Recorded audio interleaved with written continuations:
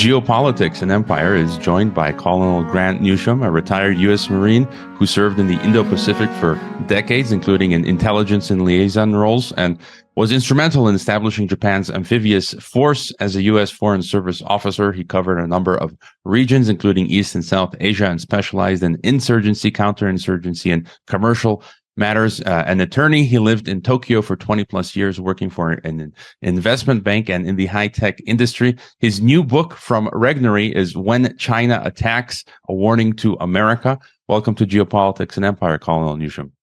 I'm glad to be here. Thanks very much.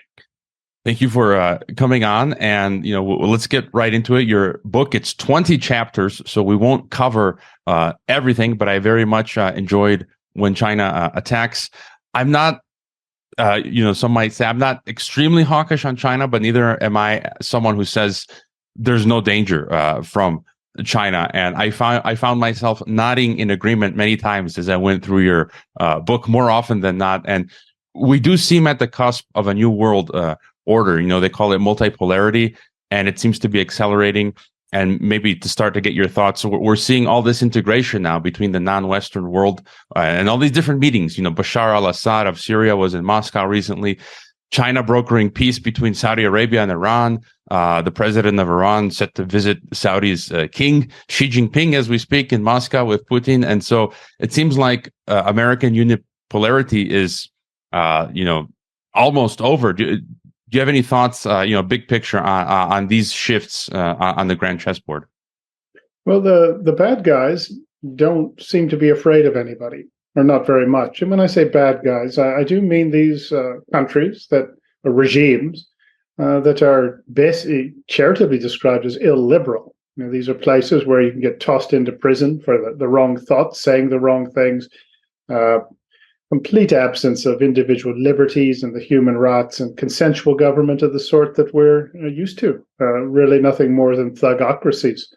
And it's really nothing new. We've seen these kind of regimes before.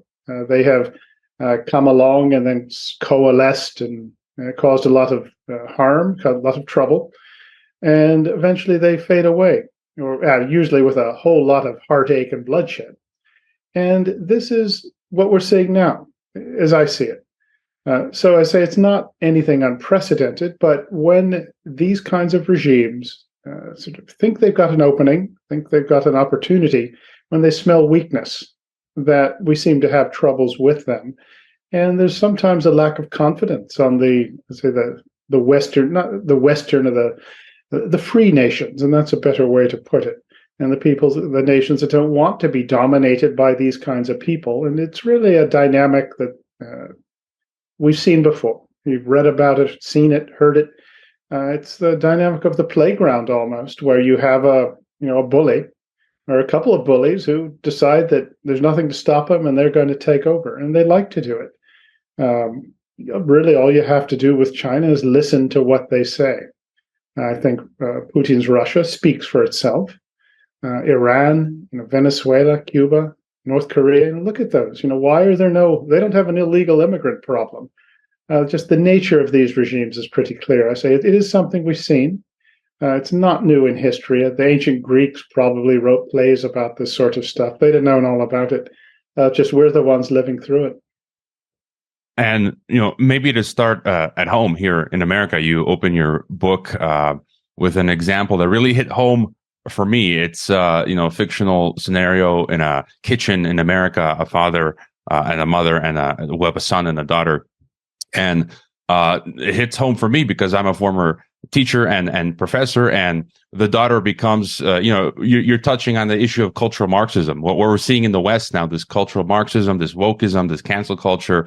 And I used to teach here at the top school in Mexico, and I can tell you, even here in Mexico, by far 90% or more of the students were left-wing progressive Marxist outright, basically. And so it was a struggle for me as a conservative, to work in academia in Mexico, let alone, in the US. And the daughter of this father in your scenario has bought, hook, line, and sinker this ideology, and it's just kind of sad to see where things are going in the United States. And so if you want to comment on, these cultural issues in America that we're facing now in academia and so on. A quick shout out to our sponsors, which you can locate via the sponsor page on geopoliticsandempire.com, or whose links are included in every podcast description. I've tried privacy phones in the past, such as Silent Circle's Black Phone, which turned out to be a dud. The best and really only option so far is de-Googling your phone. Now, you can do it yourself, but I've never had the time to figure that out and simply got an Above phone. They sell de-Googled phones that come with a suite of software. They also provide support and a monthly Above privacy suite with many features such as a unique phone number, encryption, email, VPN, and so forth. If you're looking for a private phone, check out Above Phone. Make sure to click on the Above Phone link on geopoliticsandempire.com or via the podcast description so that we can enjoy a commission. Also, check out the Nomos Time Bank at nomos.net, which you can download in Spanish or English to your Apple or Google or de-Googled phone. Nomos allows people in your community to exchange services using time as a currency rather than fiat money. This will be one great way to survive in the coming algorithm ghetto.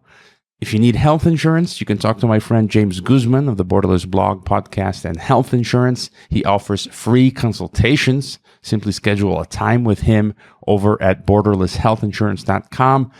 Finally, you can donate directly to Geopolitics and Empire, consult with me, the host, or become a member to join private monthly member Zoom calls where we shoot the breeze discussing world events. What I tried to get across in the book, and it may surprise some readers, is that it's not a techno thriller.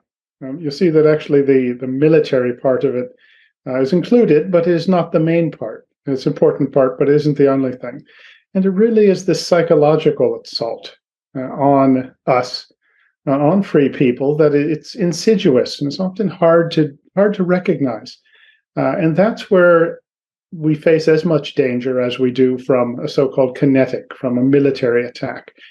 And that's what I was trying to get across. And if you are trying to conduct warfare by other means, suppose that you don't want to have to attack because that's bloody and the other side might fight back. But if you can subvert, if you can get the other side to think the way you want them to think, and that will cause them to do the things that you want them to think, and they will actually think what they're doing is perfectly normal, and it's a good thing.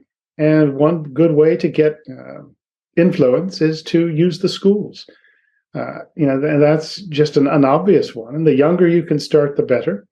One sort of example of this one could cite is we've heard of the Confucius Institutes, where the Chinese government has set up ostensibly Chinese language instruction schools, institutes on college campuses. The U.S. government has cracked down on this sort of thing. And the numbers of the Confucius Institutes are greatly reduced, although they're coming back by different names. But there's also something called Confucius classrooms, where children are young children, are introduced to, simple Chinese language, songs, etc., and, pandas and the like. And you think about that, and if you can get a generation or two of children to grow up with this idea that China is an unthreatening place, the thing they associate with it are nice songs and pandas. That's actually a good way to shape things, to get started. But then once you get the older classes, if you can insinuate your ideas, capitalism is bad, communism, socialism is good, that you will effectively shape your enemy's thinking to the point he is either unable to resist or can't resist very well. And at that point, you've pretty much got your enemy. But it is it's in some ways a nonviolent. It's not always nonviolent, but it's a psychological assault that we're seeing. And everybody thinks they're too smart to be brought to be sort of hooked in with it. But it's important to make that distinction between so-called kinetic and military moves and actually mental moves, psychological moves, political moves, fighting on economic fronts, financial fronts. So there's other ways to bring your enemy down than just to try and roll in the military. But as you say, there is a pernicious aspect to this. And maybe one of the sort of surprising things is that it's been pretty hard to find a conservative professor on college campuses for a good long while. I remember hearing this almost 40 years ago when it was an issue, and it's not gotten any better. And despite this, it's amazing just how many people do still love the United States. But it is a way to weaken a country and really undermine its sort of the pillars of these societies and a free society. So it is a dangerous thing, partly because it's just so hard to recognize. Yeah, and like I said, I mean, your book has 20 chapters. We're just going to scratch the surface, and that's one of the strong points as well. Is you talk about the unrestricted warfare, non-kinetic, cyber, financial, cultural, NGOs, IGOs, and much more. And then, I would just add, I was here in Mexico, Walmart last week, looking at the kids' toy section for one of my kids, and they were selling a Mickey Mouse puzzle. I took a photo of it that had the rainbow, and it was saying LGBT for kids. And my point here is, I know you don't really get into that in the book, but it has to do with what we were just discussing, how in the multipolar world, I lived in Kazakhstan and Mongolia, former Soviet Union, Kazakhstan.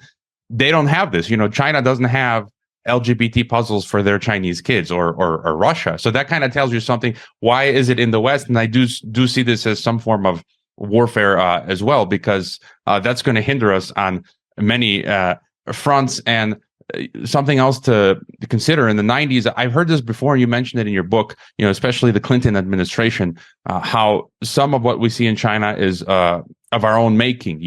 Under the Clinton administration, there was this transfer of technology, basically selling out a lot of the U.S. And then, your further thoughts on how American administrations and businesses kind of helped build up China. Oh my goodness, that's been one that's almost a historic example of a country building up the country that wants to destroy it. And I can't think of too many examples of it, although 1930s Germany did get plenty of support from companies like Ford and IBM, etc. But this has just been out of control. And I would note it actually started before the Clintons. You have to give the Bush administrations plenty of credit for this. And really what it was like a giant science project where the idea was, well, if we help the Chinese economy grow, it will gradually liberalize as China becomes more prosperous. People in this so-called middle class will demand political rights from the government, and it's just inevitable that that's what's going to happen. But also there was an aspect of Americans and Westerners going insane at the idea of selling one of something to every Chinese person. And they've been doing this for centuries. So this is actually nothing new, but it was our CEO class, that business class, that figured, well, if we move our businesses to China, we don't have to deal with the labor unions. We don't have to pay people very much because they'll work for almost nothing. We make it there and we bring it back and sell it in America. What could possibly go wrong? And that's why you see these just parts of major American cities and even not so major American cities where it looks like a bomb has hit them. And what were used to be were nice neighborhoods, with decent houses where people worked and they grew up and had kids, and you did that for generations, and you could have a decent enough life, even without a so-called college degree. And so much of this is gone. I mean, go into these neighborhoods and see for yourself. And I like architecture and the old stuff, and you see very nice houses. What in their day were nice houses, and they weren't for rich people. But there were guys who could have a decent living, and women too. And so much of it is gone. And it's been replaced by, goodness, drug-addled zombies, crime out of control, etc. But this is so much of this shifted to China. And the idea was, we'll get a little bit more return on investment. It shows we're thinking outside the box, outsourcing and It's a more efficient way of running an economy, doing business. And it really was this, this know-it-all business class that did it, egged on by our financial class, which got a cut of it all. And the lawyers didn't mind as well. They got a cut. And it moved. And it started, I think you can choose your point. Some would say in the 80s, I would start in the 80s, but it really seemed like after Tiananmen Square in 1989, that it just went all out. And, I mentioned in the book to a little bit that I used to work for a company called Motorola, which used to be really famous. It was one of America's, I'd say, top 3 companies in its day. And after Tiananmen Square, Motorola decided that it was going to get into the China market and sell one of everything to every person in China. So they effectively became the anchor tenant for this rush of Western business to China. And they had the approval and the blessing of the American administrations. And what Motorola did is they went to China, did everything the Communist Party wanted them to do. They handed over a lot of technology to get in, set up factories, gave good jobs to a lot of Chinese people. And the idea was that, the Chinese would be so happy we're here that, they'll just go from strength to strength. They'll buy our stuff. We'll just get bigger and bigger in China. And we'll have more and more opportunity. And what they really did was just build up their competition. What they didn't give away, the technology was, of course, stolen in other ways. And within 5-6 years, you had companies building stuff Motorola made was good enough, and it was a lot cheaper. And you had competitors. And Motorola basically doesn't exist anymore. The chunk of what's left of it is owned by Lenovo, the Chinese company. It has a little bit of Motorola's left, but it's a once great company that's gone. And all of those people who had worked for Motorola for generations in Schaumburg and other parts of the U.S., they're somewhere else. And it's really been committing suicide in some respects, what Americans have done business-wise. But also China has used this sort of influx of investment money to build up its own economy and also to build up its military. So we really have blown it in this regard, in this area. And the science experiment, I would say that by the early 2000s, it was obvious it had failed. But people stuck with it, and they're still sticking with it. There's few people are waking up, and there is a sense that, maybe it isn't good to invest in a place where the government wants to put you out of business and replace you with their companies. That you can't have a contract in force, where a contract means exactly what the dictator says it does, nothing more. Maybe that's not a good idea. You're starting to see a little awareness of this, more than you used to, but not nearly enough from my perspective. And it's interesting you mentioned, Motorola had been my first phone that I purchased in the 2000s, a dumb phone.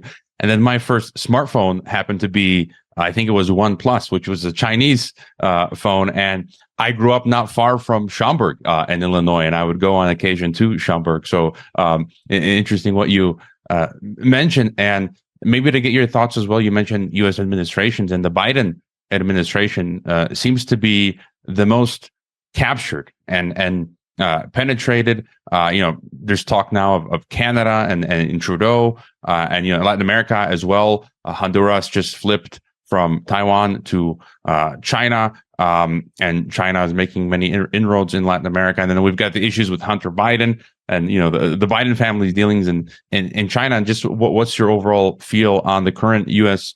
administration, which it doesn't seem to be. It seems like it's like we have like a foreign puppet in place.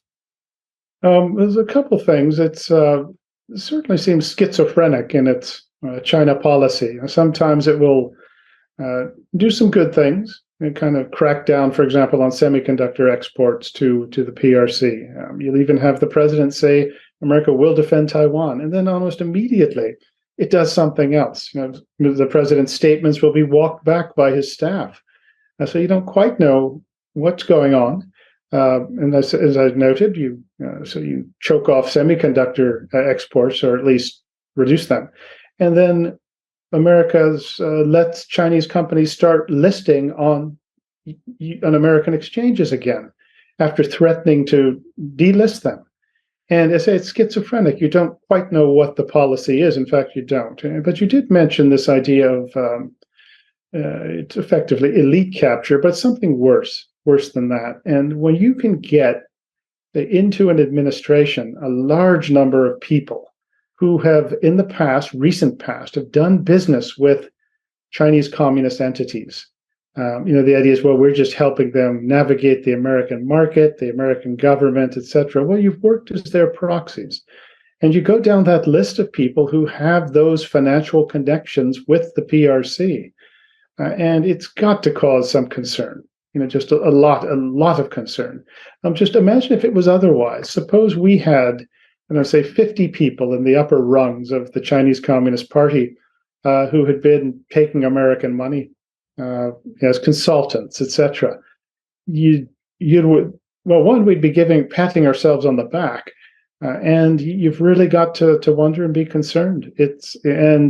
The Chinese Communist Party could always count in the past on its friends calling up Capitol Hill, calling up the White House, and demanding that something that China didn't like not be done or be stopped. And there's a famous video from just a couple of years ago, of a Chinese professor connected with the Chinese Communist Party boasting about this. And he expressed his puzzlement that once Mr. Trump came in, they didn't know they couldn't do that. And he was suggesting, of course, that now the good days were back once the Biden administration took over. But this has been a sort of a bipartisan achievement to do China's bidding, to my way of thinking, until the Trump administration came. But even in the Trump administration, you had people who were fiercely pushing China's interests. And I would cite, it was often believed, the Secretary of Treasury, Steve Mnuchin, been with Goldman Sachs. He was like the other side, fighting against the people, the Trump advisors who wanted to get tough on China. So you have the Wall Street class, the business class, that's applying counter pressure. And this was in the Trump administration. In the other administrations, it's more. There really hasn't been anyone suggesting get tough on China. But that back to that point of people having done business for Chinese entities. That this administration, I think, is by far the most seriously compromised on that. And in even the president himself, even if you don't want to think the worst, but there simply is too much evidence that you don't have to be very seriously concerned. And it doesn't have to be, say, outright quislings, people who are effectively agents, but people who just can sort of tip the scale a little bit. They sort of, they don't get too tough on China. They can understand China's position, etc. It's almost a very subtle kind of influence. But it is something that we've really got to worry about. And I've seen this over the years, and I think we all have. You would even see it in the military, unfortunately, until fairly recently. Whereas if you had said that China is an enemy, we have to get ready for it, you could get all sorts of trouble from the upper ranks, and even you'd find that the courtier class of officers who want to get to the upper ranks, they would go with it as well. China's not an enemy, not a threat. We can't say this. They'll think we're containing them. How dare you say that? And we've woken up, I think, by and large, but this was the case until about 2017, at least. And that was the U.S. military. I mean, when you have a commandant of the Marine Corps going to visit the Chinese Marine Corps in 2008 and giving them a pep talk, telling them to master their profession, you know that something was wrong when it came to recognizing the threats that we were facing. And speaking of military, let's switch towards a bit more towards the kinetic then. And you again in your book you touch on chemical warfare, and what caught my eye as well, of course, was the biological COVID-19. And I had been the first in January 2020 to interview the author of the Bioweapons Act, signed into law in 1989, Dr. Francis Boyle. In fact, I had just not long ago a German film company financed by the EU asked to use permission of that interview in the documentary that they're making. And his thesis back in January 2020, Dr. Boyle, was that COVID was an offensive biological warfare weapon. And so you touch on that. And then on top of that, the thing that's freaked me out the most the past couple of years has been something you also mentioned, which is the population control system or social credit system, which I view as the end goal of the whole biological warfare. I had Stephen Mosher on, of the head of the Population Research Institute. He was one of the first experts let into China, like in the 1970s. And he said that the goal of this biological war was to bring in this population control system. And, we're seeing that. I'm banned from PayPal, for example. I'm banned from Patreon. We're having people in the West now. You mentioned in your book, Canada and elsewhere, people in Brazil, people who protested Bolsonaro's laws had their bank accounts closed. So now we're seeing this come to the West. And so your thoughts on COVID and the population control system?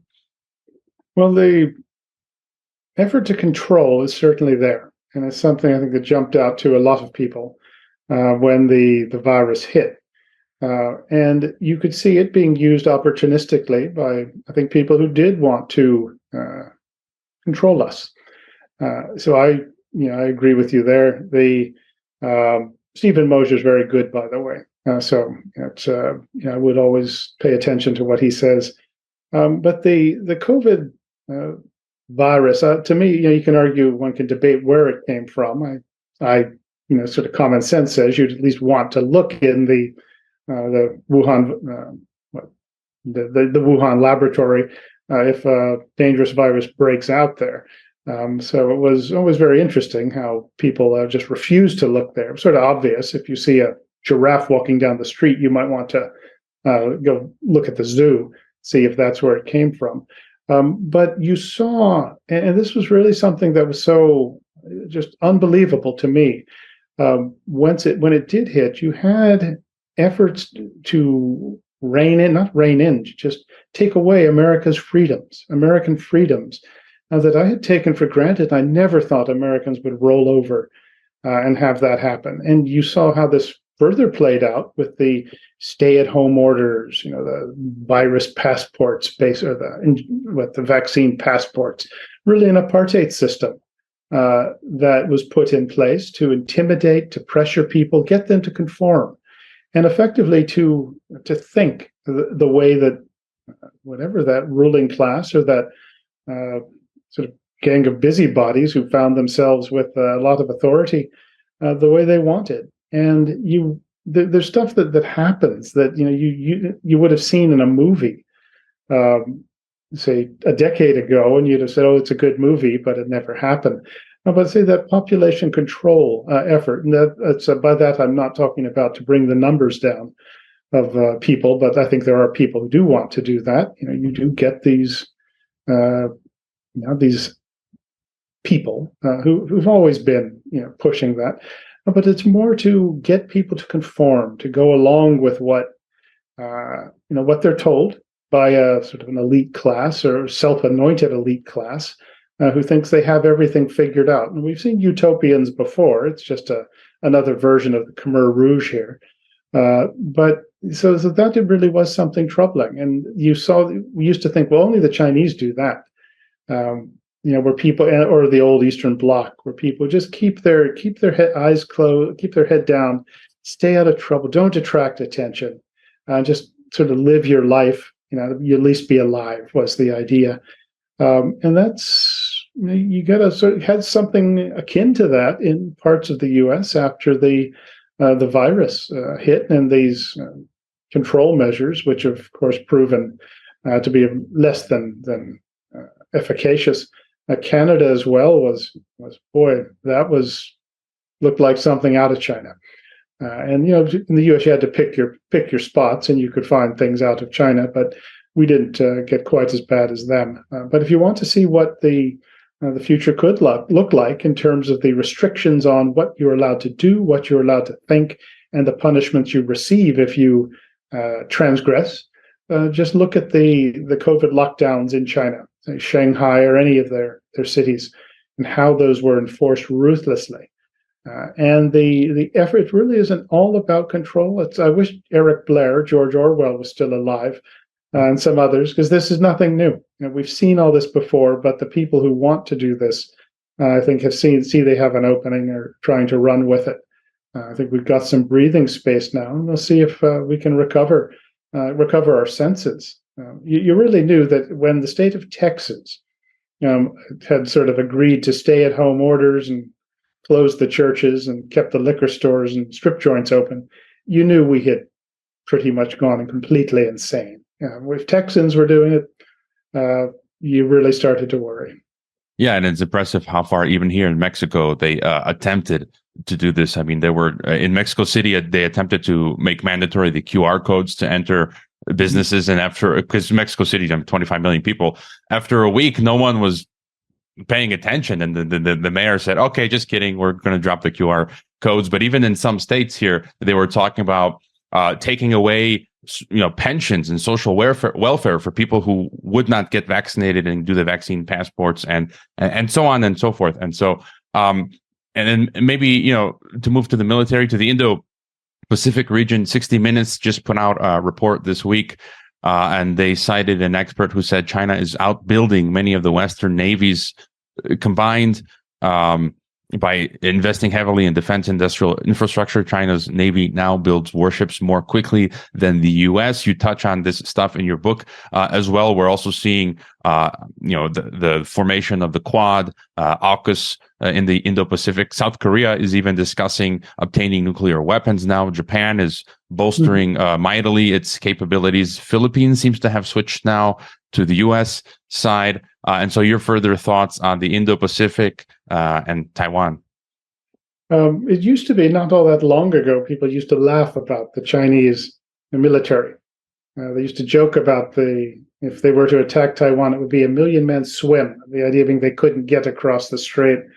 And they just would belittle and look down on Chinese military capabilities. And 20 years ago, it wasn't much. But in the last 20 years, they have undergone the fastest military buildup in history. In some areas, they have surpassed us. They could, if they choose their spots and, let's say, attack in the right way for them, they might defeat us in certain scenarios. So it is a formidable force, and it was treated with condescension by too many people who should have known better. Said nothing to worry about. Oh, if the Chinese ever get, aircraft carriers, ever get these capabilities, it'll be decades. They're just not smart enough to figure this stuff out. And they don't, or you would hear, well, they don't want this. They don't want this capability. They're just interested in business and keeping the regime in place. And this thinking goes back to this psychological warfare that I talked about. Is if you can get your opponent to think you're not a threat while you are building up fiercely, you're doing pretty well. If you can get his business class and financial classes to just pour convertible currency, to pour investment into your country that you can use for both civil and military purposes. And China doesn't make a distinction. They see them as the same thing.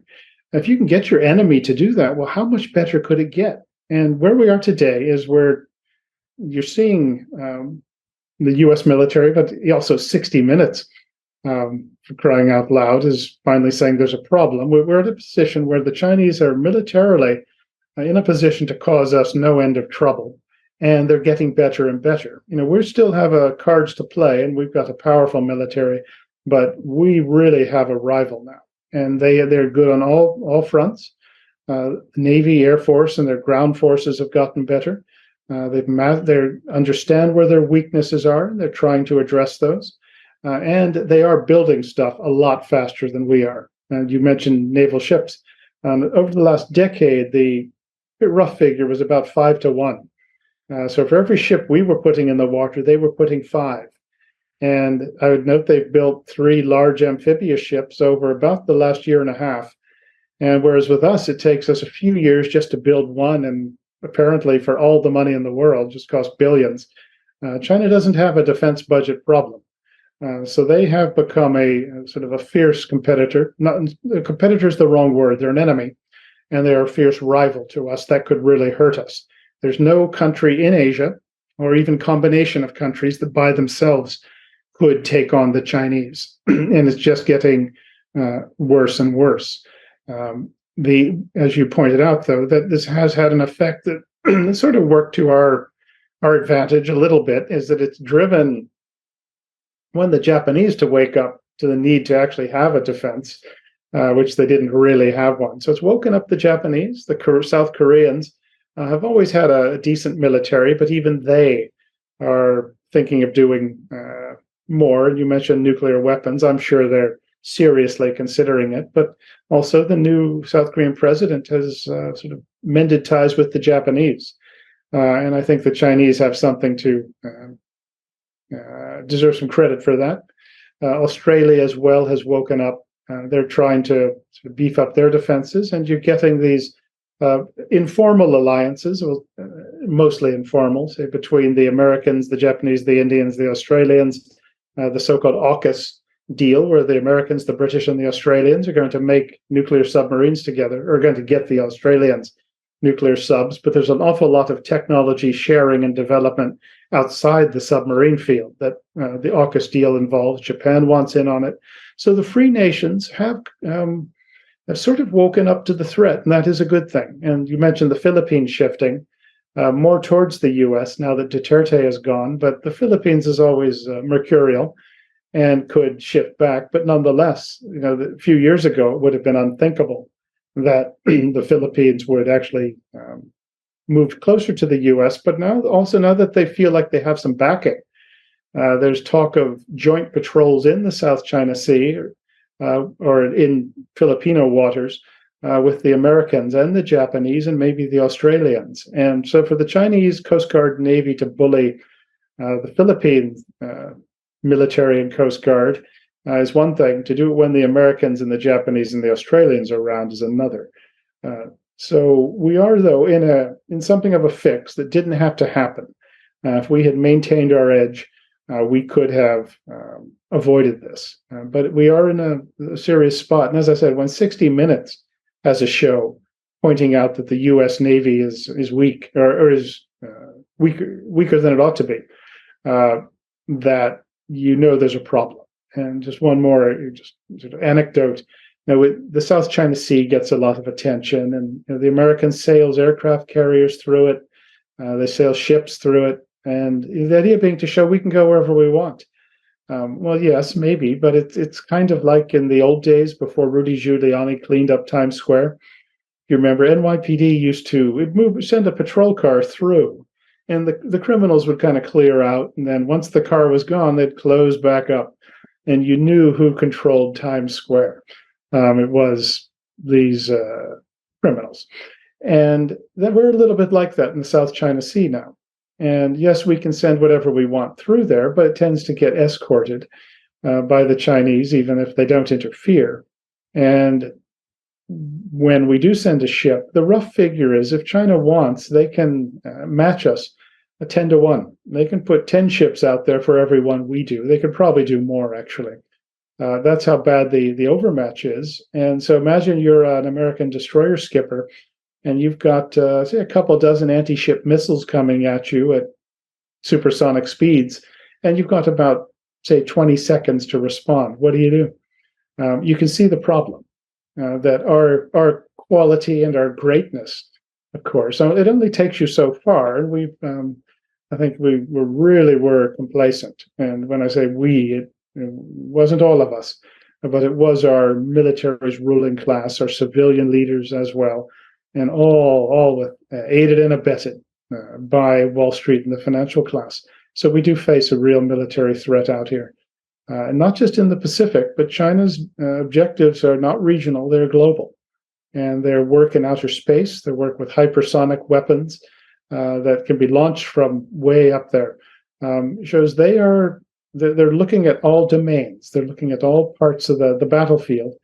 And the idea is to put your opponent in a position where he can't move. And that's the ideal. It's a lot easier than having to fight him for whatever you want. But I say if you can get him in a position for militarily, he can't move at a reasonable cost, and then and at the same time beat him down psychologically, so that he even feels that resistance is futile. That's the way you fight a war, and the Chinese view of war is very different than our view of it. And that brings us then to the $1,000,000 question. You also touch on this in the book. Again, we can't get to everything. You got chapters on, as you mentioned, cyber issues, hacking, and much more. But I've had on a number of, we're hearing American military generals talking about throwing out these years, 2025, most recently, I think some U.S. military or Navy commander talked about as a flashpoint for war with China, or China taking Taiwan, which would lead to war with China. I've had other experts on talk about this time period that we're in, this decade, 2020 to 2030, and then especially from 2025 to 2030. I've heard some guests say, 2027, 2028. So we're approaching this danger zone where the Chinese might view this is the weak point of the U.S. and this is their best time to attack. And then as well, my question. So your thoughts on actual war with China, and then we are in a World War III scenario almost, and I've heard people say, and I would see this as viable as well, possible that the American homeland would be hit. It wouldn't be like the world wars that, because Chinese and Russians now have hypersonics, nuclear capable, and so we could actually see things coming home like in the vein of Pearl Harbor, but even much worse. And so, any more thoughts you have on the World War III scenario, or where things could go in terms of military conflict? Sure. It's a little bit like predicting who's going to win the Super Bowl. Everybody's got a scenario. And I'd say there's at least a dozen very good ones that are plausible, that could happen. And everything you've mentioned is possible. But the point is there's a dozen of them. So you really want to be prepared to deal with any of them, and better said, to avoid all of them. But there are real possibilities of a war breaking out, and I never thought it would happen in my lifetime. China would, of course, prefer to get what it wants without fighting. Who wouldn't? And that includes getting Taiwan without fighting, but also getting the Americans, the free nations, to back down and just sort of acquiesce to Chinese domination. They prefer that. And so that's my book is trying to get across that there is this systematic effort to attack us on a number of fronts: biological, chemical, financial, economic, psychological, and to use proxies, use Americans to do their work, and the media, education, etc. And if you do that, you're wearing down your enemy. You're putting him in this state from which he's so confused and just fighting himself that he can't resist. And his military, is similarly declines as well. So that is the strategy that we've been watching for 20, 30 years. We've been the victims of it. But there is the question of what if a fight happens, and what about Taiwan? So here's what I would say, and this is me predicting who's going to win the Super Bowl, and every year it is the Washington football team I predict. So. Discount whatever I say by that, but I think the way that I see it is that China sees Taiwan as the initial step, the initial thing to get, and they would just look at that as a start point. Once you get Taiwan, and the reasons for that is that if you take Taiwan, militarily it's hugely advantageous, because you have broken the so-called first island chain, this chain of islands from Japan to Taiwan to the Philippines down to Malaysia that effectively hems in the People's Liberation Army. China's military cannot move easily into the Pacific. And if you look at a map, it becomes clear. And if you turn the map around so you're looking at it from the Chinese mainland, you really see how this island chain blocks you. Taiwan is right in the middle of it. So seize it, and you've got a lodgment. You have broken the first island chain. Think of a castle wall, say the walls of Byzantium, Constantinople, when they got breached. Once that happened, the deluge came. And that's effectively what would happen if Taiwan fell. And from there, the Chinese military would step by step, it would be able to move north and surround Japan, isolate Japan, intimidate them, cut off their trade if they needed to. And that will get Japan to acquiesce. Go down to the south, and you've isolated Australia. Additionally, the Americans would have a very hard time defending from farther back. So the Americans would have to pull back, maybe as far as Hawaii, and maybe eventually the West Coast. And Chinese domination of the Central Pacific would be much easier to achieve if you hold Taiwan. And that's just militarily. But think of the political and the psychological effect of Taiwan going under, or going under Chinese control. Is you have demonstrated that the U.S. military could not save 23 million free people on Taiwan. U.S. financial and economic pressure couldn't do it. U.S. nuclear weapons couldn't do it. That would be something of a humiliation for the Americans, to put it mildly. And no country on earth would count on American promises of protection after that. I think you'd find Asia very quickly would turn red, as every country, except maybe Japan and Australia, would try to cut the best deal it could with China. So think of, as you think, say, it's not just the military advantage of taking Taiwan, it's the psychological, political significance of it and the blow to U.S. prestige.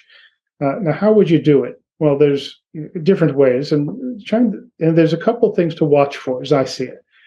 And that is, there's an election coming up in Taiwan in early 2024 for president. If what effectively is a pro-China candidate wins, say from the KMT party, that China would like that, because there is a pretty good chance that they could sort of move Taiwan towards China.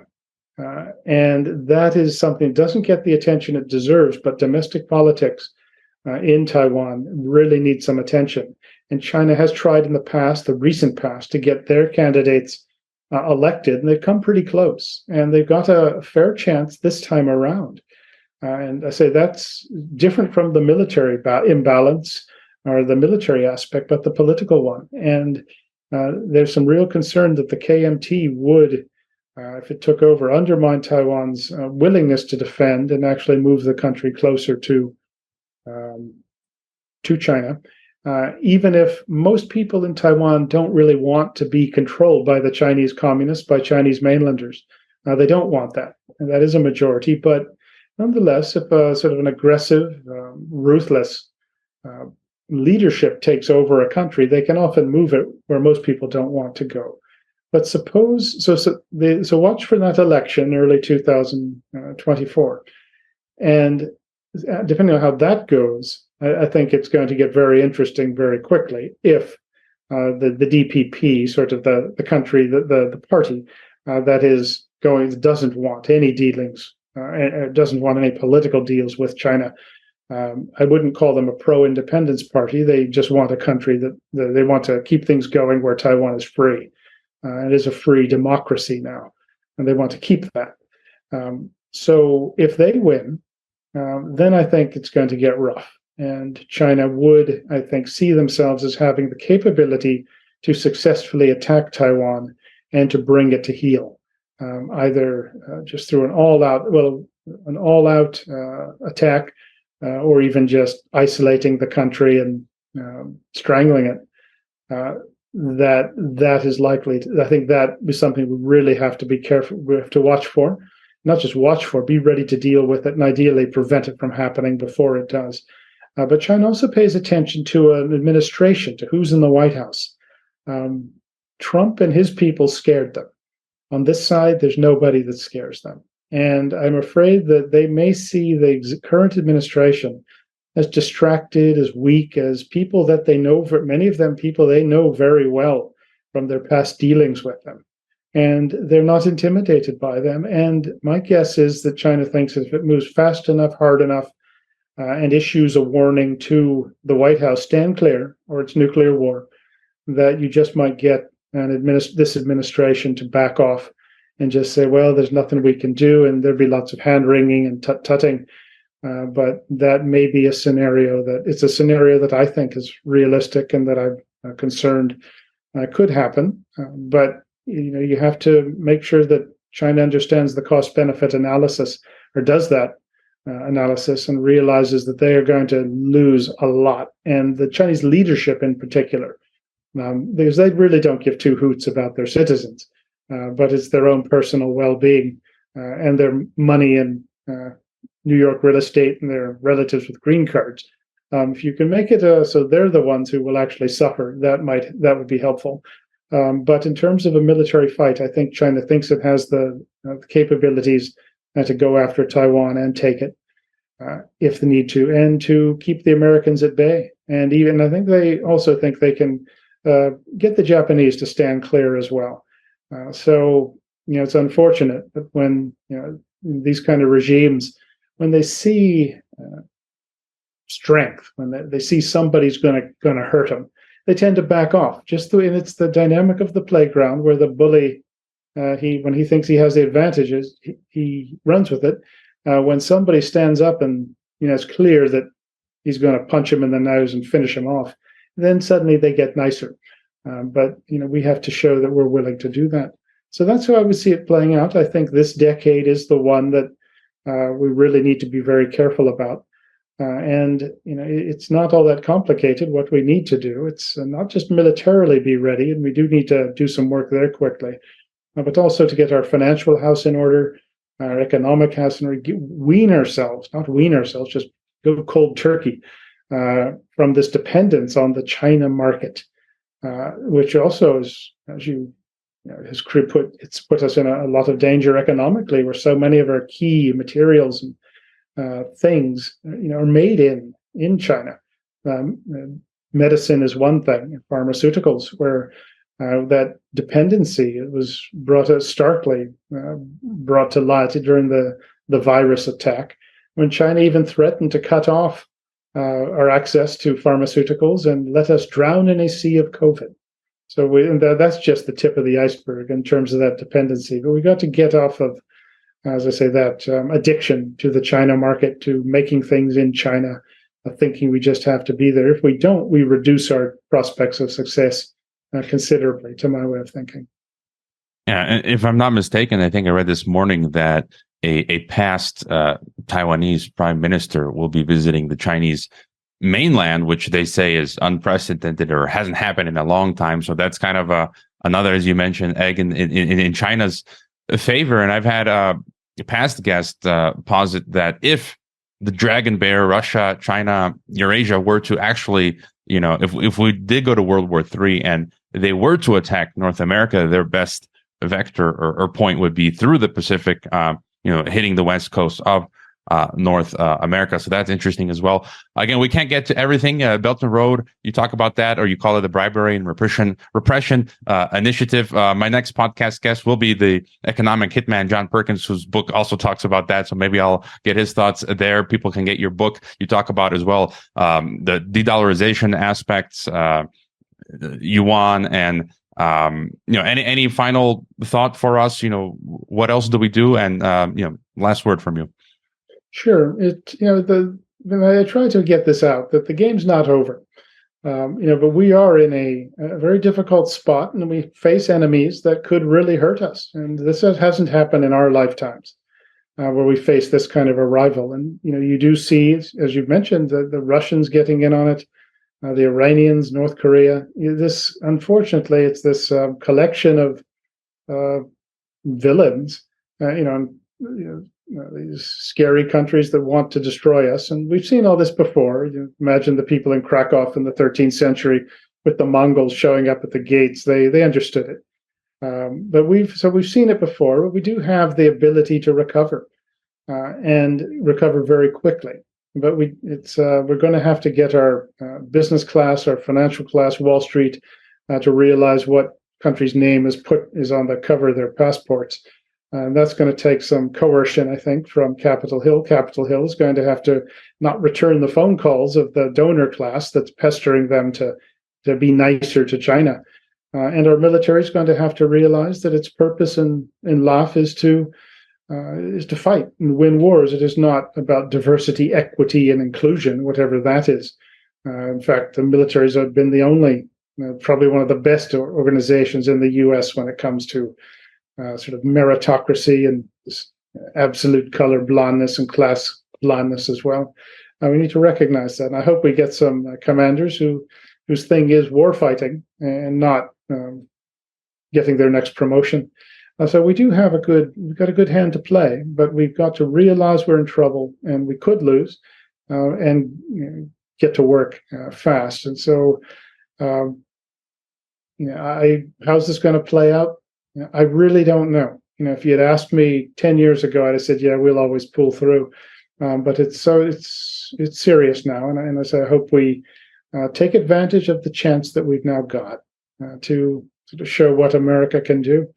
There's a lot of people counting on us, so we'll see how this goes. I think that's the correct answer, that you don't know. Nobody knows. And so we just have to, as you said, steer the ship correctly, realize the danger. And I'll include all of your links in the description. You're on Twitter. Your book will be available. People can pre-order now from Regnery or Amazon. So if you want to let us know where's the best place to find you online or any other projects. Oh, yeah. There's a GN at grantnewsham.com, which links to everything that I've written in recent times. And that's a pretty good place to go. I have been writing a lot. I didn't start writing till I was older because I didn't think I had much to say. But I guess I got a few ideas. And I wrote for the book. It's really written, I'd say I don't use the regular people because everybody is regular people, but it's for people who are interested in foreign affairs but don't have time to live and breathe it.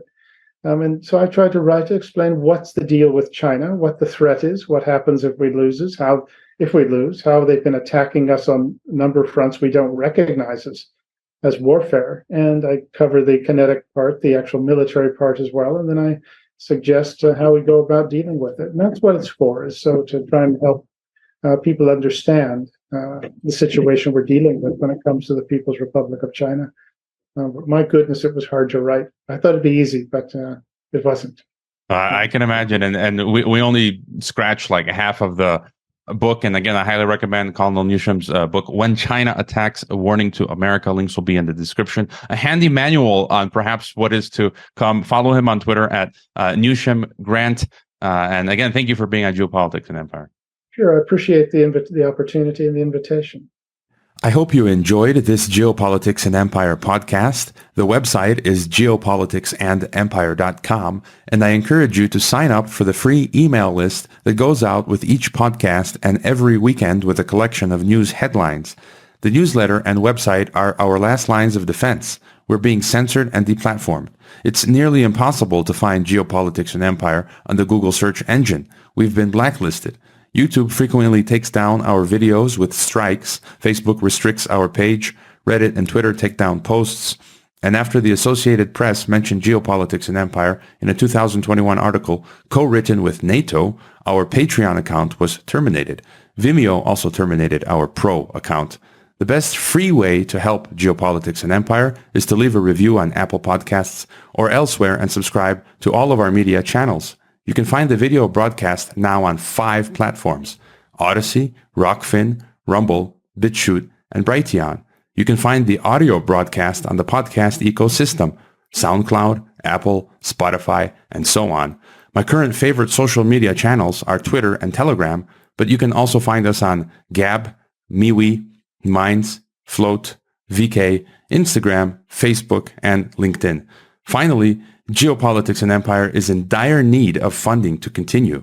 You can leave a donation, purchase a consultation with the host, or become a member to receive additional benefits. We also produce a weekly broadcast called Dissident Thinker for members and Rockfin subscribers only. We will continue to fight the good fight come hell or high water. Thank you for listening.